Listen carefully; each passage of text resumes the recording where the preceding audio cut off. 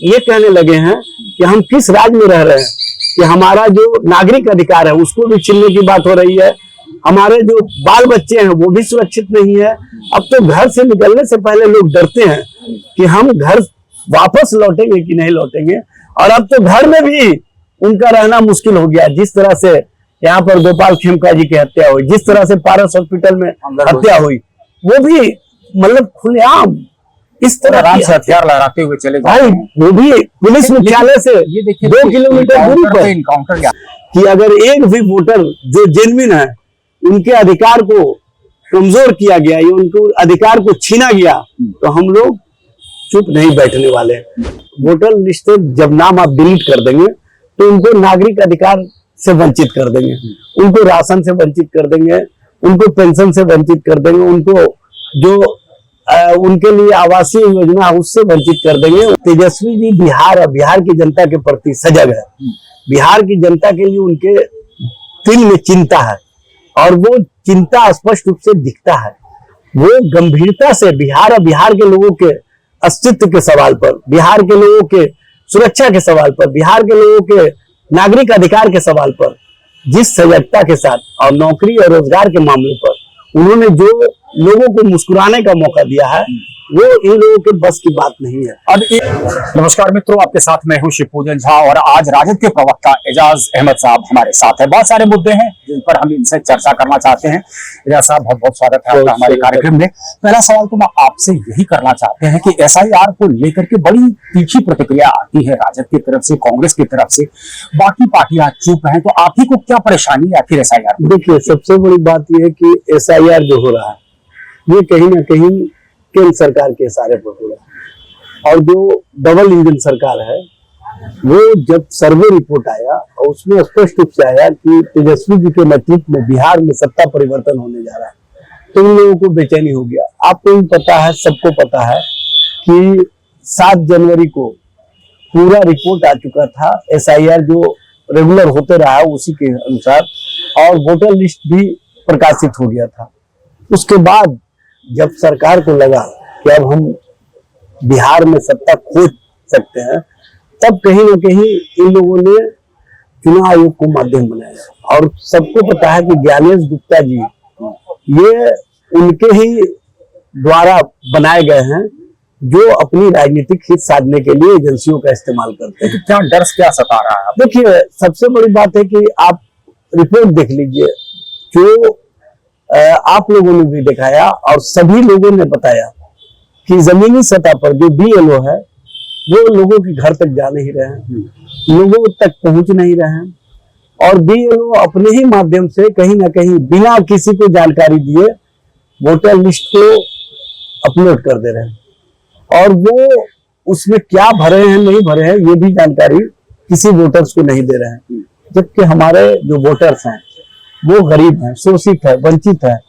पिछड़ा है, अति पिछड़ा समाज के है, दलित समाज के, आदिवासी है, अल्पसंख्यक समाज के लोग हैं, और इन लोगों को जो डॉक्यूमेंट्स मांगा गया है, माननीय सर्वोच्च न्यायालय के जस्टिस ने भी कहा कि आप जो 11 डॉक्यूमेंट्स मांग रहे हैं ये तो हमारे पास भी उपलब्ध नहीं है। जब जस्टिस ऑफ इंडिया कहते हैं कि हमारे पास भी उपलब्ध नहीं है, तो इन गरीबों के पास कहां से होगा? आपने आधार इसमें क्यों नहीं शामिल किया? नहीं, तो आप एक चीज से तो इत्तेफाक रखेंगे कि जैसे कहा गया कि आधार को भी आप मानिए, अब जो इलेक्शन कमीशन ने पूरा एक रिप्रेजेंटेशन दिया है, बहुत कहते हैं ना हेवी जवाब रखा है कि भाई राशन कार्ड, आधार कार्ड, जो रजिस्टर्ड वोटर कार्ड है उसको हम नहीं मानेंगे। वजह साफ है कि आपको पता होगा कि खास करके सीमांचल का जो आपका क्षेत्र है, सीमांचल का क्षेत्र, वहां पूरी तरह से डेमोग्राफी का ट्रांजिशन हुआ, घुसपैठ उस इलाके में जबरदस्त तरीके से देखने को मिला। तो अगर इलेक्शन कमीशन के इस एंटायर इलेक्टोरल प्रोसेस से ये घुसपैठिए चिन्हित होते हैं और उनको इलेक्टोरल रोल से निकाल दिया जाता है, तो मुझे लगता है ये वेलकम स्टेप आपके लिए भी होना चाहिए। देखिए, सबसे बड़ी बात यह है कि आप आधार को अमान्य कर रहे हैं, लेकिन उसी आधार से अमान्य में आप कटिहार, आप किशनगंज, अररिया और पूर्णिया, यहाँ पर देख लें जितनी आबादी उससे ज्यादा, कई गुना ज्यादा जो है आपका आधार कार्ड इशू हो चुका है। आप आधार को जो अमान्य कर रहे हैं, सबसे पहले तो आधार के ही आधार पे जो आप निवास प्रमाण पत्र मांग रहे हैं, जो जन्म प्रमाण पत्र मांग रहे हैं, या जो अन्य तरह के डॉक्यूमेंट्स मांग रहे हैं, उसमें आधार कंपलसरी होता है। आप पासपोर्ट मांग रहे हैं तो पासपोर्ट बनाने के लिए भी आधार कंपलसरी है। तब जब इन डॉक्यूमेंट्स को कहीं ना कहीं इस्तेमाल किया जाता है, जिसको आप मांग रहे हैं 11 सूची में, तो वो आधार जरूरी होता है। तो ये इस तरह की राजनीति और इस तरह का जो खेल है, ये समझ से परे है। कितना आपको लगता है इसका बड़ा व्यापक इम्पैक्ट होगा? देखिए, सबसे सिर्फ इंडिया गठबंधन को होगा, नहीं, सबसे बड़ी बात, राजद के वोटर्स काटे जाएंगे, कांग्रेस के वोटर्स काटे जाएंगे, ये आपको डर सा? देखिए, हमको वोटर काटने से ज्यादा जो वोटर्स की अस्मिता है, जो वोटर्स के अधिकार हैं, उसको समाप्त करने का कहीं ना कहीं चैलेंज है। और जब उनके वोट के अधिकार को समाप्त कर दिया जाएगा और उनसे जो डॉक्यूमेंट्स मांगे जा रहे हैं वो नागरिक अधिकार का मामला है, तो इस तरह का जो राजनीति चल रहा है, इस राजनीति को समझने की आवश्यकता है। जब आप वोटर लिस्ट से जब नाम आप डिलीट कर देंगे तो उनको नागरिक अधिकार से वंचित कर देंगे, उनको राशन से वंचित कर देंगे, उनको पेंशन से वंचित कर देंगे, उनको जो उनके लिए आवासीय योजना उससे वंचित कर देंगे, उनके छात्रवृत्ति। कमीशन ने साफ तौर से कह दिया ना भाई, इलेक्शन कमीशन सवाल खड़े नहीं कर रहे हैं। इलेक्शन कमीशन को जो बात माननीय सर्वोच्च न्यायालय ने कहा, उस बात को तो ये मान ही नहीं रहे हैं। सर्वोच्च न्यायालय ने सुझाव दिया नहीं कि आप इन डॉक्यूमेंट्स को, आधार को, आप राशन कार्ड को और ईपिक को कहीं ना कहीं शामिल कीजिए, लेकिन आप शामिल नहीं कर रहे हैं। और आप जो कल एफिडेविट दिए उसमें आपने इसके संबंध में जिस तरह का विचार दिया, अब तो सवाल खड़ा हो गया कि आधार से जो आप बैंक अकाउंट को लिंक किए हुए हैं, या आधार से जो आप पैन कार्ड को लिंक किए हुए हैं, या अन्य चीजों को लिंक किए हुए हैं, उस पर भी सवाल खड़े हो जाएंगे।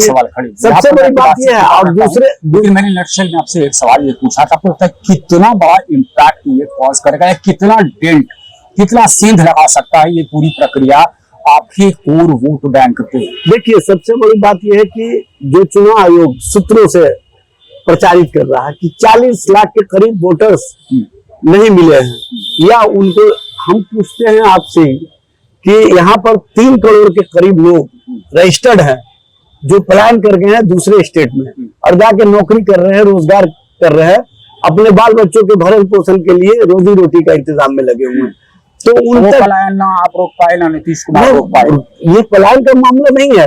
इस पलायन के माध्यम से आप जो वोटर्स के अधिकार को समाप्त करना चाहते हैं, वो जब 2 महीने के लिए मान लिया अपने गांव से जाते हैं पंजाब में खेती के लिए, जब जाते हैं हरियाणा में, जाते हैं गुजरात में, तो आप उनके वोटर्स राइट को, आपने टाइम भी तो 25 दिन का ही दिया है, तो वोटर राइट्स को जब खत्म कर देंगे तो उनके सारे अधिकार खत्म हो जाएंगे। फिर वो जब जाएंगे अपने काम के लिए दूसरे राज्यों में, तो उनसे पूछा जाएगा कि आपकी नागरिकता है ही नहीं है, तो आप कैसे यहाँ काम कीजिएगा। ये बड़ा सवाल है।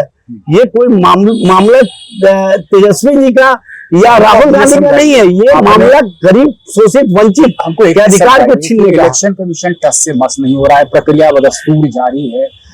राजद क्या करेगी? देखिए, राजद की नहीं सुनी जाती है तो फिर राजद क्या करेगी? देखिए, राष्ट्रीय जनता दल के नेता प्रतिपक्ष तेजस्वी जी ने स्पष्ट रूप से कहा कि अगर एक भी वोटर जो जेन्युइन है, उनके अधिकार को कमजोर किया गया या उनको अधिकार को छीना गया, तो हम लोग चुप नहीं बैठने वाले। और आपने देखा होगा 9 जुलाई को हम लोगों ने चक्का जाम आंदोलन किया, पूरे बिहार में आम लोगों का समर्थन मिला, क्योंकि आम लोगों को पता है कि लोकतांत्रिक अधिकार को किस तरह से जो 2 गुजरात के लोग हैं वो कुचलने का काम कर रहे हैं। और कहीं ना कहीं बिहार के साथ ये प्रयोग किया गया इसलिए कि उनको पता है कि बिहार से अगर हम प्रयोग करेंगे और इसमें सफल हो जाएंगे तो हम देश भर में सफल हो जाएंगे। इसीलिए विषय को बदलते हैं जा साहब, और हम आपसे समझना चाहते हैं अभी जो कुछ भी हो रहा है, जिस तरीके से कानून व्यवस्था लचर हुई है बिहार में, क्या ये राजद का कार्यकाल याद दे रहा है? देखिए, राष्ट्रीय जनता दल के समय में ऐसा मामला नहीं होता। कोर्ट ने तो सीधे टिप्पणी नहीं, कोर्ट ने जो टिप्पणी किया था वो पटना नगर निगम में अव्यवस्था था उसके संबंध में, और जब मामले कोर्ट में गए थे पटना नगर निगम के, तब उसमें कहा था कि ऐसा लगता है कि यहाँ पर जंगल राज की स्थिति है।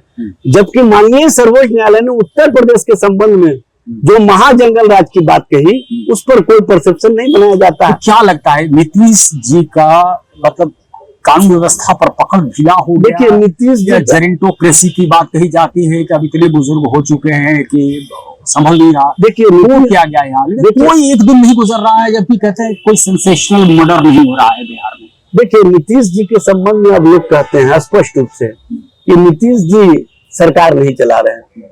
सरकार भारतीय जनता पार्टी के माध्यम से जो नीतीश जी के कोर लोग हैं वो भूंगा पार्टी जिसको कहा जाता है, भूंगा पार्टी को माध्यम बनाए हुए हैं और कहीं ना कहीं सरकार चलाने में रिटायर्ड पदाधिकारी डीके पार्टी है क्या ये तो समझे। देखिए भूंगा पार्टी सबको पता है, पूरा बिहार जानता है, पूरा देश जानने लगा कि नीतीश जी के भूंगा पार्टी के कौन लोग हैं अधिकारी। और नहीं वो पॉलिटिकल लोग हैं। अच्छा अधिकारी करते क्या है? भूजा खाते हैं तो भूजा को सस्ता नहीं, ये नीतीश जी के नजदीकी देखा करके सारे काम उन पदाधिकारियों अधिकारियों से करवा लेते हैं कि नीतीश जी के द्वारा इस तरह का कार्य किया जा रहा है और उसमें जो रिटायर्ड पदाधिकारी वो माध्यम बनते हैं कि हाँ साहब ने कहा। तो इस तरह की राजनीति चल रही है और जो बिहार में नीतीश जी को भूजा बहुत पसंद है। देखिए नीतीश जी को भूंजा पसंद है कि नहीं है, लेकिन बिहार की जनता को कहीं ना कहीं भूंजा पार्टी वाले लोग पूरी तरह से त्रस्त कर चुके हैं। अब तो लोग ये कहने लगे हैं कि हम किस राज में रह रहे हैं, कि हमारा जो नागरिक अधिकार है उसको भी छीनने की बात हो रही है, हमारे जो बाल बच्चे हैं वो भी सुरक्षित नहीं है। अब तो घर से निकलने से पहले लोग डरते हैं कि हम घर वापस लौटेंगे कि नहीं लौटेंगे, और अब तो घर में भी उनका रहना मुश्किल हो गया। जिस तरह से यहाँ पर गोपाल खेमका जी की हत्या हुई, जिस तरह से पारस हॉस्पिटल में हत्या हुई, वो भी मतलब खुलेआम इस तरह से हथियार लहराते हुए चले भाई, वो भी पुलिस मुख्यालय से ये देखिए 2 किलोमीटर दूरी पर इनकाउंटर यहाँ पर भी शुरू हुआ। देखिए इनकाउंटर समस्या का समाधान नहीं है। जब तक कानून का खौफ अपराधियों पर नहीं होगा, कानून का राज अपराधियों को नहीं दिखेगा, तब तक आप कुछ नहीं कर सकते हैं। ये जोगी राज चला करके कहीं ना कहीं लोगों को डराना चाहते हैं और उन लोगों में संदेश देना चाहते हैं जो लोग इनके कोर वोटर नहीं है कि तुम संभल जाओ, नहीं तो इसी तरह की स्थिति होगी। अब रबड़ी देवी का बयान आ गया है, मतलब नीतीश कुमार को चाहिए कि वो अब छोड़ दें अपनी गद्दी और निशांत को अपने बेटे को बना दे मुख्यमंत्री। देखिए मैडम श्रीमती राबड़ी देवी जी से पहले उनके एलाइंस पार्टनर उपेंद्र कुशवाहा ने उनके संबंध में जो बातें कही वो तो स्पष्ट कर दिए कि आपकी क्या स्थिति है, आप किस मनस्थिति में जी रहे हैं, और उन्होंने स्पष्ट रूप से कहा कि आप पार्टी चलाने की स्थिति में नहीं है, आप पार्टी को अपने पुत्र को सौंप दें। तो उसी पर मैडम राबड़ी देवी परिपक्वता है अभी आपको लगता है? अब चार बयान के अलावे ऐसा कुछ नहीं देखा कि कोई राजनीतिक एक्सपीरियंस उनको हो। तेजस्वी यादव की अगर बात मैं कर लूं तो मैंने देखा है कि पिताजी जेल में थे, लेकिन इसके बावजूद तेजस्वी यादव हो या तेज प्रताप हो 20-25 हजार की भीड़ को आराम से संबोधित करते थे, लोगों के साथ संवाद स्थापित कर सकते थे, कनेक्ट एस्टैब्लिश करने में सक्षम थे। यानी कि इन्होंने राजनीति को उस तरीके से लिया है तेजस्वी यादव ने, like duck takes to water. देखिए तेजस्वी जी बिहार की जनता के प्रति सजग है, बिहार की जनता के लिए उनके दिल में चिंता है और वो चिंता स्पष्ट रूप से दिखता है। वो गंभीरता से बिहार और बिहार के लोगों के अस्तित्व के सवाल पर, बिहार के लोगों के सुरक्षा के सवाल पर, बिहार के लोगों के नागरिक अधिकार के सवाल पर जिस सजगता के साथ और नौकरी और रोजगार के मामले पर उन्होंने जो लोगों को मुस्कुराने का मौका दिया है वो इन लोगों के बस की बात नहीं है। अब एक सवाल और महत्वपूर्ण है, देखिए जो कहा जा रहा है कि शायद स्पॉइल स्पोर्ट के रूप में हो सकते हैं, उपचुनाव के नतीजों को थोड़ा सा आप याद कर लें। प्रशांत किशोर ताबड़तोड़ लोगों के साथ संवाद स्थापित कर रहे हैं, पिछले 3 साल से लगातार पदयात्रा पर निकले हुए हैं और जो पीपल टू पीपल कनेक्ट को एस्टैब्लिश करने में प्रशांत किशोर जिस हिसाब से निपुणता हासिल कर रहे हैं, तो बहुत लोगों का कहना है कि ये बहुत बड़ी परेशानी का सबब बन सकते हैं, खासतौर से राजद के लिए और महागठबंधन के लिए। देखिए उनके संबंध में मैं एक बात बता देता हूँ, वो जितना भी लोगों के बीच चले जाए, लेकिन उनके संबंध में एक बात एस्टेब्लिश हो चुकी है, जो भारतीय जनता पार्टी के प्रदेश अध्यक्ष ने स्वयं स्वीकारा कि हाँ हमारी बी टीम है और हमने उनको कहीं ना कहीं राजनीति में उतारा है। और उनके बारे में एक और बातें हैं कि वो नारे तो बेहतर कर सकते हैं बातें तो बेहतर ढंग से कर सकते हैं, लेकिन आम जन के जो समस्याएं हैं उनके लिए संघर्ष और आंदोलन नहीं कर तो आम सकते। जन की समस्या को ही तो उठा रहे हैं, वो तो भाई, सीधा सवाल खड़े नहीं, कर रहे हैं नहीं, कि वो भाजपा आप का बेकार देखिए- राजा ही क्यों बनेगा, भाई ये मजदूर का बच्चा ये पास मैं करके भी मजदूर क्यों रहे। ये मैं पूछना चाहता हूं उन्हीं से कि आप जब कहते हैं ये बात, तो आप स्पष्ट रूप से क्यों नहीं कहते हैं कि हमारी पार्टी में हम जो अपना चेहरा चमका रहे हैं, ये हमको चेहरा चमकाने की आवश्यकता नहीं है। आप जब चेहरा चमका रहे हैं तो इसका मतलब है कि आपकी नीति और आपकी नीयत ठीक नहीं है। आप बोलते कुछ है, करते कुछ है, आपकी कथनी और करनी में अंतर है। आप अपने पार्टी के राष्ट्रीय अध्यक्ष को एक जगह भी साथ में प्रेस ब्रीफिंग नहीं देखे होंगे। ये गाड़ी पर खड़े होकर के प्रेस ब्रीफिंग करते हैं ताकि कोई और अगल बगल में चेहरा सामने नहीं आ जाए। जबकि तेजस्वी जी को आप देखते होंगे कि उनके साथ सभी चेहरे होते हैं, और लोकतंत्र और लोकतांत्रिक प्रक्रिया में जब आप अपने साथ वाले लीडरशिप को, अपने साथ वाले कार्यकर्ता को, अपने साथ वाले लोगों को जब कनेक्ट करते हैं तो लगता है कि हाँ, हकीकत में आप जनता और जनता के भलाई के लिए, जनता के हितों के लिए काम कर रहे हैं। आपको लग रहा है कि प्रशांत किशोर इस बार कम से कम वोट कटवा की भूमिका में रहेंगे? देखिए, मेरे हिसाब से वो इस बार जो राजनीति में आए हैं वो प्रयोग करने के लिए आए हैं, और अंतिम समय में अंतिम राजनीति कर रहे हैं। नहीं, अंतिम समय में वो जब उनको लग जाएगा कि हम प्रयोग में सफल नहीं हो सकते, तो बोया बिस्तर समेट करके चल देंगे। 3 महीने का परिश्रम का क्या होगा? भाई उनको देखिए, उनको परिश्रम का मामला नहीं है, वो कहीं ना कहीं जो उनको प्रासंगिक मिला है उसका मामला है। अच्छा, उसका ये उसका सवाल आप करना चाह रहे हैं, दिखाना चाहते हैं कि हमको आपने जो दिया है हम उसका यूटिलाइज कर रहे हैं। एक अंतिम सवाल आपसे करना चाहते हैं कि क्या महागठबंधन में या इंडिया ब्लॉक में ये तय है कि जो है तेजस्वी यादव ही मुख्यमंत्री बनेंगे? कांग्रेस फोर्थ कमिंग नहीं है। देखिए, एक चीज बता देते हैं, बिहार की जनता की पसंद, बिहार के आम आवाम की पसंद, और बिहार की जनता जो परिवर्तन के कारक के तौर पर तेजस्वी जी के राजद के लोगों को ही लगता है, कांग्रेस के लोगों को नहीं लग रहा है। सभी को है। आप कांग्रेस के डॉक्टर शकील अहमद खान का बयान नहीं सुने लगता है? नहीं, वो लीडर है कांग्रेस के, उनसे ऊपर के भी नेताओं के बयान को उसके बाद कन्हैया ने भी कह दिया, अखिलेश सिंह ने भी कह दिया कि तेजस्वी जी नेता प्रतिपक्ष हैं और वो पहले से लीडर रहे हैं, तो हम लोग उनको लीडर मानते हैं। और मैं बता देता हूं, जो इंडिया महागठबंधन बना है उसके चेयरमैन कौन है? समन्वय समिति के तेजस्वी जी। तेजस्वी जी के लीडरशिप में सारी काम हो रहे हैं, सारे बातें हो रही हैं। तो तेजस्वी जी को सभी ने लीडर माना है, तभी तो वो अपने नेतृत्व में सीट बंटवारा भी ठीक ठाक हो जाएगा, सब कुछ स्मूथली होगा। कांग्रेस को सत्ता तो नहीं देता। देखिए, हम लोग को मुकेश सहनी भी आपके साथ, हम लोग के यहाँ संख्या का मामला नहीं है, हम लोग विचारों का गठबंधन की संख्या को लेकर के तो मुकेश सहनी भाग गए। नहीं, वो समय अलग था, अभी का समय अलग है। अभी चूंकि देश और देश मछली खा ली है, इसलिए जो है नहीं, अभी देश और देश के संवैधानिक व्यवस्था और देश के लोकतंत्र को जिस तरह से कहीं ना कहीं एक पार्टी के द्वारा कार्य किए जा रहे हैं, और उसमें नीतीश जी को माध्यम बना करके ये जो राजनीति की जा रही है उसको सारे लोग समझ चुके हैं कि अगर एकजुट रह करके हम इसका मुकाबला नहीं करेंगे तो आने वाला समय बहुत ही भयावह होगा। देखिए, पूरे भारत के लोग यहाँ के महागठबंधन को कह लें या इंडिया गठबंधन कह दें, इस पर अपनी निगाहें टिकाई होंगी। वजह कि 2025 का चुनाव कई मायने में निर्णायक होना है। एक तरफ हम देख रहे हैं कि एंटी इनकम्बेंसी फैक्टर है और साथ में फटीग फैक्टर भी है, और एक फैक्टर जिसकी चर्चा अब हर तरफ शुरू हो गई है वो है प्रशांत किशोर का फैक्टर।